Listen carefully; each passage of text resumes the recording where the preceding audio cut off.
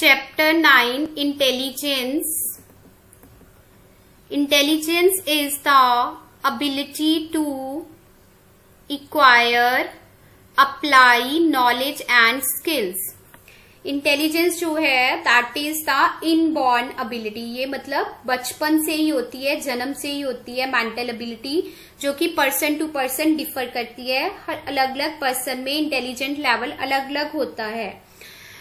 It is the ability to adapt and adjust with the environment. की person अपने environment के साथ कैसे अडेप्ट करता है, कैसे एडजस्ट करता है, that is the intelligence. How a person adjust with the environment, adapt with the environment, and ability to abstract thinking, ability to problem solving, that is the intelligence.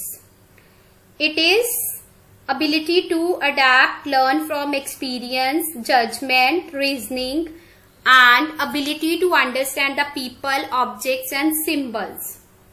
लोगों को, ऑब्जेक्ट्स को, symbols को समझने की ability, experience से, judgement से कुछ learn करना, that is also intelligence.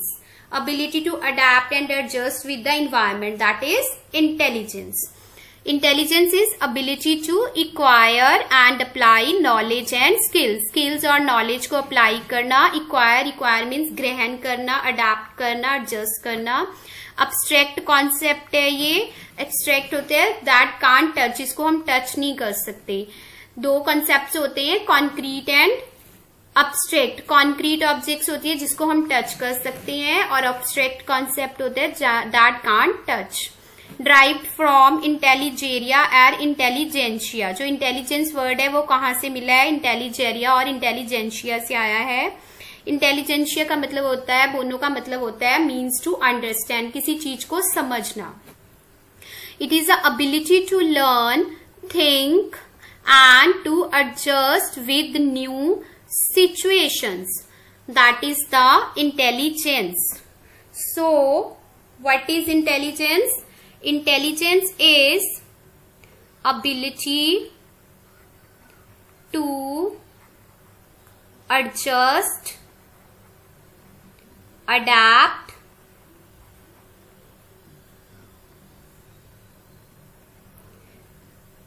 reasoning, abstract reasoning,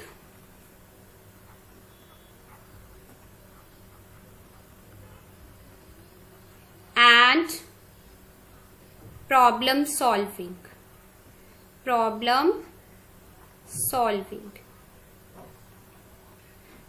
That is the intelligence. A person which has the ability to adjust, adapt, abstract reasoning, problem solving, that is intelligence. And the person has the ability to adjust with the new situations and ability to acquire and apply the knowledge and skills. Next is intelligent quotient. Intelligent quotient, it is a term that explain intelligent level, जो कि intelligent level के बारे में बताती है. Mathematical calculation की जाती है. इंटेलिजेंट क्वोशिएंट में आईक्यू लेवल चेक किया जाता है बच्चे का एक फॉर्मूले के थ्रू. आईक्यू से हमें पता चलता है कि बच्चा किस लेवल पर है, वो इंटेलिजेंट के किस लेवल पर है. 1912 में 1912 में ये कॉन्सेप्ट विलियम स्टर्न ने दिया था, और 1916 में टर्मन ने इसको रिवाइज किया था 100 लगा के. 1912 में किसने दिया था आईक्यू लेवल? टर्म जो है स्टर्न ने. और 1916 में टर्मन ने 100 लगा के फॉर्मूले में इसको रिवाइज किया था. Intelligent quotient that is a scored scored है ये, that is drive from one of the several different standardised test design to assess the intelligence. Intelligence को असेस करने के लिए कुछ टेस्ट किए थे साइंटिस्ट ने, फिलोसफर्स ने, ताकि पता चले कि बच्चा इंटेलिजेंट के किस लेवल पर है। That is the intelligent quotient. यहाँ पर एक फॉर्मूला है जो कि इंटेलिजेंट कोशेंट का है। This is important for the CTET exam. IQ is equal to MA divided CA multiply 100। MA क्या है इसमें? Mental as. MA is mental as, IQ is intelligent quotient and CA is the chronological age. इस फॉर्मूले से हमें पता चलता है कि बच्चा इंटेलिजेंस के किस लेवल पर है। क्रोनोलॉजिकल एज क्या होती है? जो उसकी डेट ऑफ बर्थ है, जो उसकी ओरिजिनल डेट है, उसकी डेट ऑफ बर्थ है, वो कितनी एज का है, दैट इज ए CA। और IQ और MA से हम, इस फॉर्मूले से हम बच्चे का IQ निकाल सकते हैं। हमें पेपर में इस तरह से क्वेश्चन आ सकता है कि बच्चे क्या MA is equal to this, मतलब मेंटल एज दी जा सकती है, मेंटल एज दी होगी, क्रोनोलॉजिकल एज भी दी होगी, आपको IQ निकालना होगा। तो IQ जो है वो इस फॉर्मूले का यूज करके आप निकाल सकते हो। For example 6 year old boy scored A mental as of 9। 6 साल का बच्चा है, उसकी मेंटल एज 9 है, तो उसका IQ निकालना है। तो IQ उसका आ जाएगा 150। 9/6 multiply 100। That is the formula use to calculate the intelligence level of a child. Next is there are some scientist, some philosophers are there which give the some terms, जिन्होंने कुछ terms दी थी जो कि CTET exams के लिए important है questions. IQ term किसने दी थी? विलियम स्टर्न ने। IQ फॉर्मूला जो फर्स्ट टाइम यूज किया था वो किसने किया था? टर्मन ने। मेंटल एज का कॉन्सेप्ट किसने दिया था? एल्फ्रेड बीने ने। फर्स्ट इंटेलिजेंस टेस्ट जो है वो किसने किया था? एल्फ्रेड बीने एंड थायोडोर साइमन ने। और इस टेस्ट को बोला गया था Binet Simon test. Louis Terman revised the Binet-Simon test and keep its name Stanford Binet test. Louis Terman ने इसको रिवाइज किया था और उसका नाम फिर क्या रख दिया था? Stanford Binet test. IQ table भी किसने दिया था? लुइस टर्मन ने। ये एग्जाम्पल है कि अगर 6 साल का बच्चा है और उसकी मेंटल एज 9 है तो उसका IQ कितना आएगा? 150। 9 डिवाइडेड 60 मल्टीप्लाई 100। इस फॉर्मूले से हम कैलकुलेट कर सकते हैं IQ लेवल और बच्चे का पता चल जाता है कि बच्चा इंटेलिजेंस के किस लेवल पर है। Next is there is a table. एक टेबल है जिसमें बताया हुआ है कि लेवल ऑफ इंटेलिजेंस, अगर बच्चे का IQ 140 है या उससे अबव है तो बच्चा क्या होगा? गिफ्टेड होगा या फिर वो जीनियस होगा। You also can say very superior. बच्चा वेरी सुपीरियर, वेरी सुपीरियर होगा, गिफ्टेड होगा। अगर IQ जो है 120 से 140 है तो वेरी सुपीरियर, 110 से 120 सुपीरियर, 90 to 110 के बीच में IQ है तो बच्चे जो है उनका इंटेलिजेंस लेवल कैसा होगा? एवरेज होगा, मतलब नॉर्मल होगा। और अगर 75 से 90 है तो बॉर्डर लाइन और डल, 50 से 75 के बीच में है तो मोरोन्स होगा। मोरोन्स होते हैं एजुकेबल मेंटली रिटार्डेड। IQ लेवल जिनका 50 to 75 होगा। 25 से 50 के बीच में जो है इम्बेसिबल होंगे।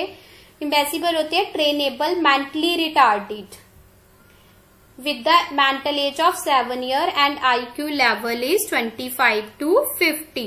और जो below 25 होंगे वो होंगे idiots, उनको बोला जाता है idiots। सीटेड पेपर में कुछ टर्म्स आती हैं कि जिनका मेंटल लेवल 50 to 75 है उनको क्या बोला जाता है? उनको मोरॉन्स बोला जाता है। या जिनका 25 से बिलो है उनको क्या बोला जाता है? That is idiot. मतलब इस टाइप के क्वेश्चन जो है वो सीटेट के लिए इम्पॉर्टेंट हैं। Next, there are many theories of intelligence. We will discuss one by one. First is unifactor और monofactor theory. Unifactor monofactor theory that was given by the Alfred Binet. Alfred Binet ने दी थी ये theory. Alfred बीने को father of intelligence बोला जाता है। Father of intelligence कौन है? Who is the father of intelligence? That is the बीने। बीने कौन है? Father of intelligence. बीने के अकॉर्डिंग इंटेलिजेंस क्या है? जिस इंडिविजुअल में जी फैक्टर है वो इंटेलिजेंट है। जिस पर्सन में जी फैक्टर है वो हर फील्ड में इंटेलिजेंट है। अगर किसी इंडिविजुअल में जी है तो वो स्पोर्ट्स में भी गुड होगा, स्टडी में भी गुड होगा, डांस में भी गुड होगा, एकेडमिक्स में भी गुड होगा। बीने ने बोला कि जिस बच्चे में, जिस पर्सन में जी फैक्टर है उसमें सारी क्वालिटीज होंगी, सारे फील्ड्स में वो गुड होगा। But this is a wrong. इसका बहुत क्रिटिसाइज किया गया इस थ्योरी को। आजकल ये थ्योरी नहीं है। This is a old theory. उन्होंने बोला था कि जो बुद्धि है वो एक ही तरह होती है, जिसमें जी फैक्टर है वही इंटेलिजेंट है, उसी को सब आता है। जिसमें जी फैक्टर नहीं है उसको कुछ नहीं आता। Next is two-factor theory. Two-factor theory that was given by the Charles Spearman. कई बार सीटेट पेपर में फिलोसफर्स के नाम भी पूछे जाते हैं कि टू फैक्टर थ्योरी किसने दी थी? चार्ल्स स्पीयर्समैन ने। यूनिफैक्टर थ्योरी किसने दी थी? या मोनोफैक्टर थ्योरी एल्फ्रेड बीने ने। Two factor theory of Charles Spearman, he was pioneer of the factor analysis. Factor analysis का पॉइनर था। पॉइनर मीन्स उसने फैक्टर्स की स्टडी को फर्स्ट एनालाइज किया था। मीन्स फैक्टर्स को सबसे पहले स्टडी किया था कि अलग अलग फैक्टर्स होते हैं। उसके अकॉर्डिंग जो इंटेलिजेंस है उसमें टू फैक्टर्स होते हैं। G that is general factor and S is the specific factor. G factor होता है स्पीयर्समैन के अकॉर्डिंग जिस पर्सन में जी फैक्टर है, मीन्स जिसको कॉमन चीजें आती हैं, कॉमन थिंग्स आती हैं, कॉमन एबिलिटीज हैं, उसमें जी फैक्टर है। लेकिन अगर किसी पर्सन में कोई स्पेशल क्वालिटी है, कोई स्पेशल एबिलिटी है, तो उस पर्सन में क्या है? स्पेसिफिक फैक्टर है। सपोज कोई डांसर है तो उसकी वो स्पेसिफिक एबिलिटी होगी कि उसको डांस आता है, वो सबको नहीं आता। खाना पकाना, सिंपल नहाना धोना, जो डेली एक्टिविटीज हैं वो तो सबको आती हैं। जर्नल जो काम होते हैं that is the journal ability. Specific factor जो स्पेशल क्वालिटी है किसी पर्सन में, that is the specific factor. Suppose कोई क्रिकेट खेलने में अच्छा है, जैसे सचिन तेंदुलकर, उसमें क्रिकेट की स्पेसिफिक एबिलिटी है। कोई म्यूजिक में अच्छा है तो उसमें म्यूजिक की स्पेसिफिक एबिलिटीज है। So Spearman give the two abilities, two factors, that is the general factor and specific factor. जबकि एल्फ्रेड बीने ने एक फैक्टर दिया था, यूनिफैक्टर मोनोफैक्टर थ्योरी दी थी, और चार्ल्स स्पीयर्समैन ने टू फैक्टर और बाईफैक्टर थ्योरी दी थी। Next is Sternberg triarchic theory. Sternberg ने 3 तरह की इंटेलिजेंस बताए। 3 तरह की इंटेलिजेंस ही होती है। That is the analytic thinking, componential creative thinking, experiential practical thinking is contextual thinking. First is analytical thinking. Analytical thinking is componential intelligence. इसमें आ जाता है लॉजिकल, रैशनल, एब्स्ट्रैक्ट थिंकिंग। मतलब जो बच्चा, जो पर्सन कंपोनेंट्स को ब्रेक कर करके अंडरस्टैंड करता है किसी चीज को अच्छे से एनालाइज करता है, स्टडी करता है, कंपोनेंट्स में डिवाइड करता है, that is the analytical thinking. Componential means किसी मैटर को कंपोनेंट्स में ब्रेक करना, एनालिटिकल मीन्स उसको स्टडी करना, कंपोनेंट्स में बांट के उसको अच्छे से स्टडी करना, वर्बल स्किल्स आ जाती हैं, इसमें मैथमेटिकल स्किल्स आ जाती हैं। जो मैथ्स में इंटेलिजेंस है, बोलने में इंटेलिजेंस है, that is the componential intelligence level पे है वो। Next is creative thinking. जो क्रिएटिव है, जो अपने से न्यू क्रिएट करता है, उसमें कौन सी इंटेलिजेंसी होती है? एक्सपेरिमेंशियल इंटेलिजेंसी होती है, क्रिएटिव इंटेलिजेंस होती है। That is the creative thinking. The ability to adapt to new situation and produce new ideas. जो कि न्यू आइडियाज को प्रोड्यूस करता है, न्यू सिचुएशन को अडेप्ट करता है, न्यू आइडियाज को क्रिएट करता है, that are the creative. Next is practical thinking और कॉन्टेक्सचुअल थिंकिंग। जो लोग जुगाड़ करते हैं, अपनी डेली सिचुएशंस के साथ हैंडल करना सीखते हैं हर चीज को। Ability to function effectively in the daily situations and to understand the other people and how to behave. दूसरे लोगों को समझना, अपनी डेली सिचुएशंस के साथ एबिलिटी होनी एडजस्ट करने की। और it is based on the practice, not on the theory of ideas. मतलब इसमें सिर्फ प्रैक्टिकल होता है, प्रैक्टिस होती है, थ्योरी नहीं होती। इसमें वो वाले पर्सन्स आते हैं जो जुगाड़ करना सीखते हैं इजिली से अपनी डेली रूटीन में, जिनको प्रॉब्लम्स नहीं आती। अगर कुछ ब्रेक हो गया है तो वो जुगाड़ लगा के कॉमन सेंस यूज करके कुछ ना कुछ कर लेते हैं। सो जो प्रैक्टिकल थिंकिंग वाले पर्सन्स होते हैं वो तो उनमें आते हैं जिनमें कॉमन सेंस ज्यादा होती है। क्रिएटिव इंटेलिजेंट जो इमेजिनेटिव पीपल होते हैं, जो क्रिएट कर सकते हैं, बहुत इंटेलिजेंट होते हैं, अपने से इनोवेटिव आइडियाज देते हैं, खुद अपनी चीजें क्रिएट करते हैं। एनालिटिकल होते हैं जो कि कंपोनेंट्स में डिवाइड करके लर्न करते हैं, जैसे कि जो स्टडी में ज्यादा इंटेलिजेंट होते हैं, जो एकेडमिकली लर्न होते हैं, जो कि बहुत ज्यादा चीजों को लर्न कर पाते हैं। This is all about the Sternberg triad theory. Next is multi factor theory और anarchic theory that was given by the Thorndike. जो कि किसने दी थी? थॉर्नडाइक ने दी थी। उन्होंने बोला था कि नो जर्नल एबिलिटीज, की जर्नल एबिलिटी कोई नहीं होती। इंटेलिजेंस क्या है कि इंटेलिजेंस पर्सन में कोई जर्नल एबिलिटी नहीं होती। It's a aggregate of different set of abilities. कि हर पर्सन में क्या होता है?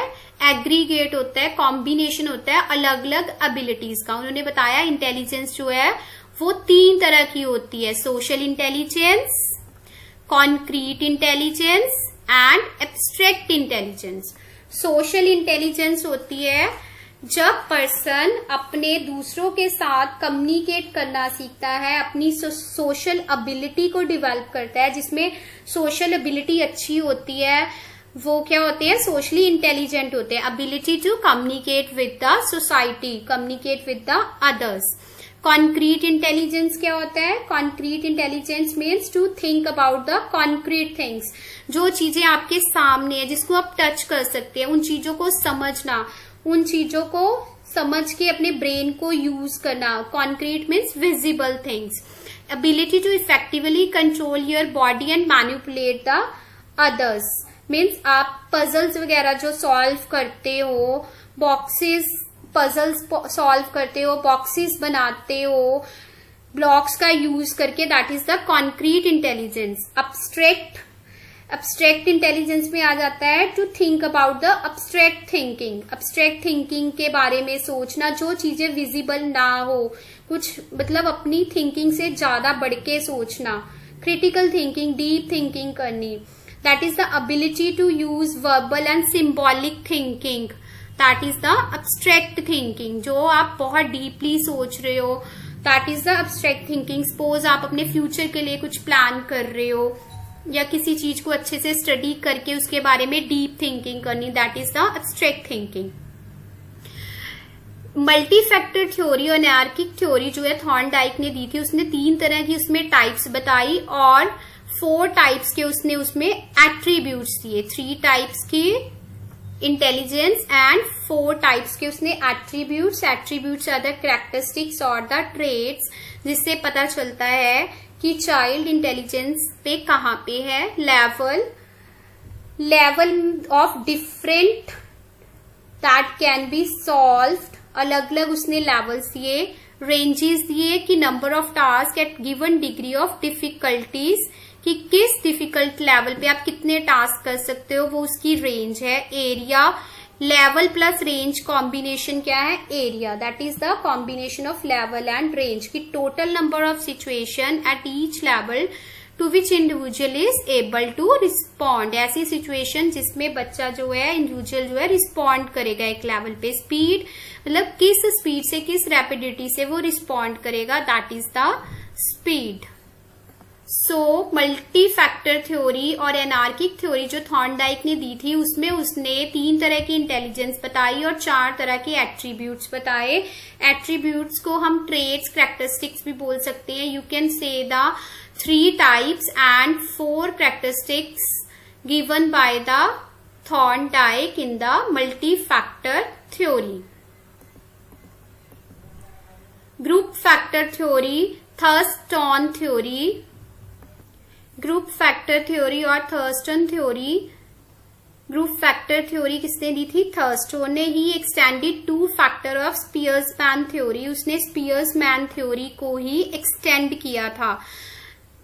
चार्ल्स स्पियर्समैन जिसने 2 फैक्टर थ्योरी दी थी, उसी ने ग्रुप फैक्टर थ्योरी को एक्सप्लेन किया था। He focused on 7 mental abilities, जैसे चार्ल्स पियर्समैन ने 2 मेंटल एबिलिटीज दी थी, general ability and specific ability. Similarly L Thurstone ने 7 तरह की मेंटल एबिलिटीज दी। स्पेशियल एबिलिटी होती है capacity to understand the reason and remember the spatial relation among the object and space. It is the ability to make use of space, जिस person में space को use करने की ability है, that is the spatial ability. जैसे कि interior designers हैं, वो स्पेस को देखकर बता सकते हैं कि वो अंदर क्या क्या बना सकते हैं, क्या क्या हो सकता है, या कोई अपने रूम डेकोरेट कर सकता है स्पेस को देखकर। कईयों में इतनी अच्छी स्पेस को देख के परसीव करने की एबिलिटी होती है कि वो उसको अच्छे से डेकोरेट करते हैं। स्पेस को देख के परसीव करना, जो कि स्पेस को देखकर बेहतर समझे, उसे एनालाइज करे और उसी के अकॉर्डिंग एडजस्ट करे, उसी के अकॉर्डिंग। जैसे इंटीरियर डेकोरेशन करते हैं कई लोग, आर्किटेक्चर्स वगैरह, उनमें स्पेशल एबिलिटी ज्यादा होती है। घर को डेकोरेट करने वाले जो लोग हैं, उनमें स्पेशल एबिलिटी मतलब उन्होंने स्पेस को कैसे, सिविल इंजीनियर्स वगैरह हो गए, मतलब वो स्पेस को यूज करने की एबिलिटी होती है, परसीव करने की एबिलिटी होती है, परसीव करके उनको एनालाइज करने की एबिलिटी होती है। Next is perceptual speed that is a perceptual factor, जिनमें ये फैक्टर होता है, उनमें परसेप्चुअल एबिलिटी होती है, परसेप्चुअल इंटेलिजेंट होती है। That is the ability to grasp the visual feed, किसी चीज को देखकर स्टडी करना, उसको ग्रास्प करना, that is the perceptual intelligence, perceptual ability.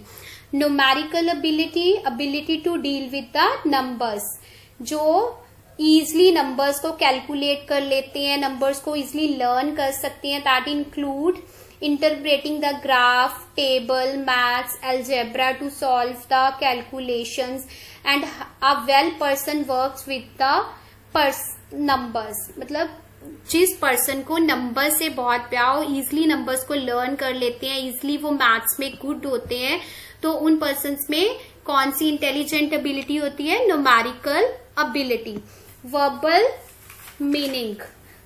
Meaning ability means जिसमें वर्ड्स को अंडरस्टैंड करने की एबिलिटी है, वर्ड्स को इजली मीनिंग को कॉम्प्रिहेंड करते हैं, अच्छे से समझते हैं और इजली उनको लर्न हो जाता है, तो उस पर्सन में वर्बल एबिलिटी ज्यादा होगी, वर्बल मीनिंग एबिलिटी उनमें ज्यादा होगी। मेमोरी, जिनको जल्दी से लर्न हो जाता है, उनमें मेमोरी फैक्टर होता है। It means the ability to recall and associate the previously learned items effectively for memorize quickly. जिनको जल्दी जल्दी चीजें लर्न होती है और वो भूलते नहीं है, उनकी मेमोरी में काफी देर स्टोर रहता है और देखते ही उनको लर्न हो जाता है इजिली. उनके पास मेमोरी फैक्टर होता है, मेमोरी एबिलिटी होती है.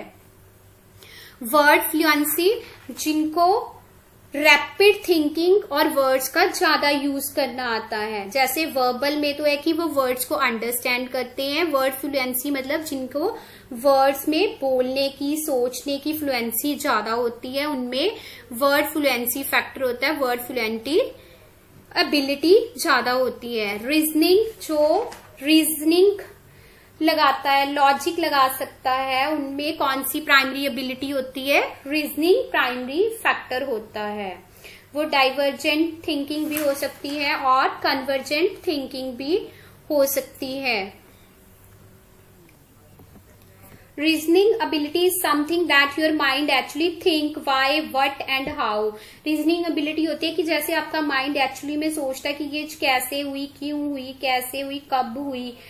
मतलब आप देखते ही किसी चीज को, आप में एबिलिटी आएगी अपनी सोचने की, उसको रीजन करने की, प्रॉब्लम को सॉल्व करने की. जिस पर्सन में ये एबिलिटी ज्यादा होती है उनमें रीजनिंग एबिलिटी जो है उनकी प्राइमरी एबिलिटी है. ये जो हमने सारी डिस्कस की है, ये सारी क्या है? Primary abilities. जैसे कि जिस पर्सन में प्राइमरी एबिलिटी स्पेशल एबिलिटी है, वो स्पेस के बारे में परसीव इजिली करता है. These all are the primary abilities. जिस इंडिविजुअल में स्पेशल एबिलिटी होगी उसमें प्राइमरी एबिलिटी स्पेशल एबिलिटी होगी. सिमिलरली परसेप्शुअल स्पीड होगी तो उसकी प्राइमरी एबिलिटी परसेप्शुअल स्पीड होगी. All these are the primary abilities. Individual में इसमें से जो भी एबिलिटी होगी वो उसकी प्राइमरी एबिलिटी होगी. Next is Guilford model. Guilford ने स्ट्रक्चर ऑफ इंटेलिजेंस दी. उसने 3D मॉडल दिया. This is a 3D model जिसमें उसने कंटेंट्स दिए, प्रोडक्ट्स दी और ऑपरेशंस दिए. SOI structure of intelligence model 3D model दिया उसने. जो अभी हमने पिक्चर देखी 3D में, उसने इंटेलिजेंस के बारे में बताया कि जो इंटेलिजेंस है वो 3 डायमेंशनल स्ट्रक्चर है. Guilford proposed a 3 dimensional structure of intellectual model. Intellectual model 3D किसने दिया था? गुलिफर्ड ने दिया था. उसने बोला था कि Guilford structure of intelligence has 3 dimensional structure. Intelligence is viewed as comprising operation, content and products. There are 6 kind of operation, 6 kind of products and 5 kinds of content.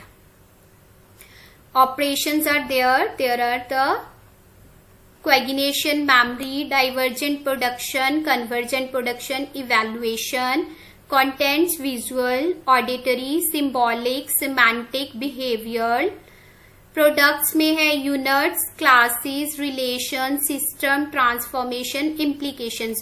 All these are the model of गुलिफर्ड.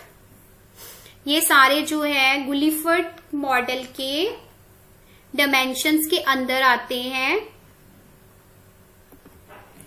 ये concept detail में important नहीं है, सिर्फ CTET में इतना ही पूछा जाता है कि कितने ऑपरेशंस है, कितने कंटेंट है या कितने प्रोडक्ट्स है. उनके नेम्स नहीं आते. जनरल आइडिया होना चाहिए कि कितने ऑपरेशन है, कितने कंटेंट है और कितने प्रोडक्ट्स हैं. This model was given by Guilford. और ये मॉडल किसने दिया था? SOI model. ये डिटेल में नहीं आता, सिंपल एक क्वेश्चन ही आता है, ज्यादा इंपॉर्टेंट नहीं है डिटेल में. Guilford give model in which the total components are 5 into 5 into 6 is equal to 150. Guilford SI model दिया था 1985 ने। उस मॉडल में टोटल कंपोनेंट थे 5 × 5 × 6 इज इक्वल टू 150, जिसमें से ऑपरेशन 5 थे, कंटेंट थे और प्रोडक्ट्स थी 6।